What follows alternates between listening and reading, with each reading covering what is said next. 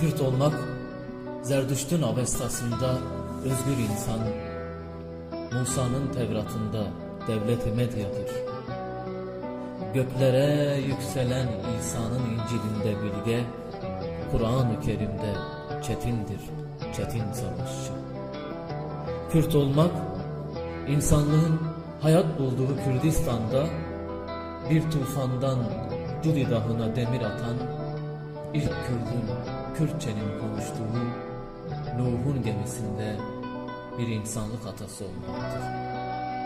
Kürt olmak, atası İbrahim'den kavmine miras kalan Cizre Kerbelası'nda Zümrüt-ü Anka'dır. Zalim dehhakların sarayını başına yıkan, Kavanın karanlığı yakan Nevroz ateşidir. Kürt olmak, peygamberler diyarı Mezopotamya'dır. Eyüp'ün içtiği su, Şit'in bastığı toprak, Urfa'da İbrahim'i yakmayan ateş, Şırnak'ta Nuh'u boğmayan tufandır. Kürt olmak, Hazreti Muhammed'in sahabisi Zozan-ı Ceban-ı Kürdi olmaktır. Adalet mizanında İslam'ın ilk valisi Hazreti Muhammed'in Diyarbakır'a bereket duasıdır. Kürt olmak, Kürdistan'ın 5000 yıllık türküsüdür. Susmadı, susmayacak. Ölüm gece olup çökse de karlı dağlarına, Kürdün güneşi yine başını kaldıracak. Kürt olmak, Kassit, Mitanni, Medya ve Mervani'dir. Tarihe sor, o kendisini bilir. Van'da Urarutu, Adıyaman'da Komagene'dir. Tozlu raflara sor, kitaplar şahittir. Kürt olmak, ateşten yüreğidir dağın, kahramanlıktır. Kudüs'ün fatihi Selahaddin-i el-Kürdi olmaktır. Moğol'a atılan ok, Roma saplanan kurşundur. Dağlarda üç harf, ovada romandır. Kürt olmak, Memuzi'nin yüreğinde tutuşan alev, Hatun'un zembilciye yasak aşkıdır. Sübhan dağıdır, zorludur sevdası, Heceyi Siyabende kavuşturan ölümdür. Kürt olmak, matematikte sınıfta kalmaktır.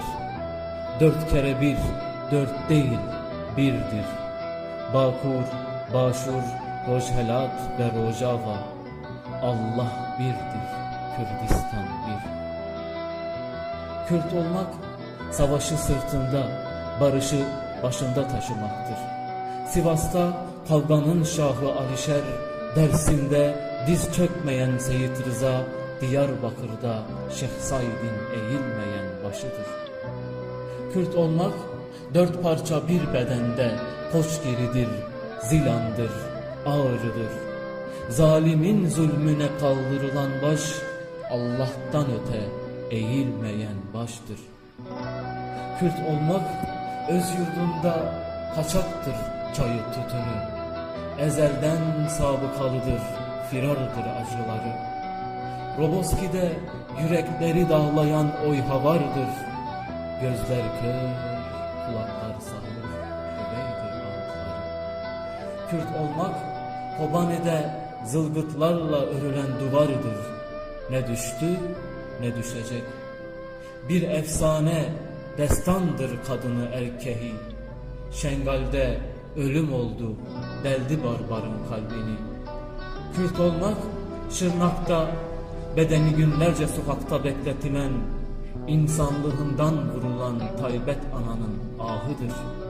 Cizre'de Hali Mehmet'in kana bulanan ekmeği, Hakkari'de hayallerinden vurulan çocuklardır. Kürt olmak, insanlıktır, misafirperverliktir. Dergahına gelen düşmanına hürmettir. Bölmektir sevgisini, aşını, ekmeğini. O kara gözleriyle gönülleri fethetmektir. Kürt olmak, Piru birlerin yurdu Gülistan'dır. Siirt'te Geylani, menzilde Şah-ı Nakşibend'dir.